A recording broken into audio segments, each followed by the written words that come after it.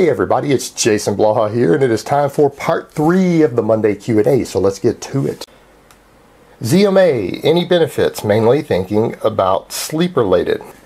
Alright, if you're concerned with sleep-related benefits, why would you need ZMA? It's only the magnesium in there that has been associated with sleep benefits. If you are deficient in magnesium, get a cheap magnesium supplement if you think it'll help. I think ZMA is a terrible supplement. And the reason for that is because it exhibits no benefits in the primary area of testosterone boosting when you study it more closely, unless a person is insanely deficient. And I don't know anybody deficient in zinc in the modern world. Maybe someone on a 1,000-calorie diet. And if you're doing a 1,000-calorie diet as a healthy active male, you're an idiot, and you probably should have low testosterone levels so that you can't reproduce. This is a good thing. But as far as zinc supplementation, most of us eat enough calories that we're getting easily our zinc needs for the day, other than people who have very restrictive diets. And the ZMA supplements actually have a very high dose of zinc. Zinc is one of the minerals that you can overdose on. It can cause liver damage at overdose for prolonged periods of time, and it can block the absorption of other minerals. So a high zinc intake can block your copper intake, and if you become deficient in copper, you can have all sorts of problems, ranging from performance issues to hormonal issues to eventually death in a worst case scenario. So we're dealing with a dangerous supplement here. I cannot advocate its use purely out of safety. I'm really shocked that the FDA even allows a product like this to be sold. Alright, next question. Improving deadlifts and squats by doing these movements more.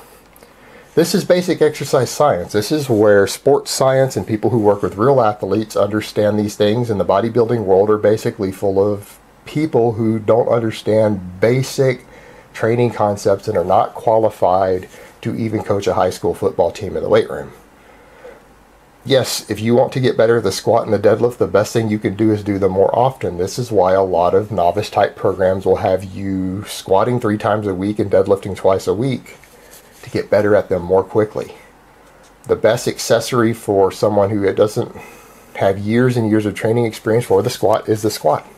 The best accessory for the deadlift is doing more deadlifts. If you want to get better at something, do it more often.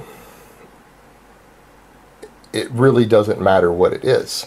So this is basic exercise science. Absolutely, do them more often, within limits. Now, if you're squatting 3 times a day and you're not on drugs and you're not an advanced lifter, this is probably not a good thing. But squatting 3 times a week, maybe up to 4 times a week, is a pretty good idea if you want to get better at it.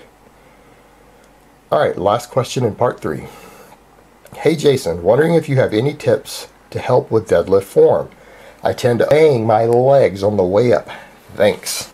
Okay, here's part of your problem. You are leaning too far over the bar, and you do not have the bar in contact with your shins when you pull, because if the bar is already touching your shin and it drags all the way up your shin, there's no way to bang your shin or your knee because you're in contact already. It's when you get a gap between the bar and your leg that it hits your knee and it leaves that bruise. The bar, from the moment you go to pull the slack out to pull it off the floor till the time it reaches the knee itself, should never break contact with your shins. It should be in contact with your skin, or if you're wearing deadlifting socks or sweats, it should be in hard contact with that the entire time. So you're leaning too far over the bar, you're not making sure your shin's in contact with the bar, and you're pulling up instead of back. You need to learn to rock backwards and drive through the heels and pull backwards instead of up.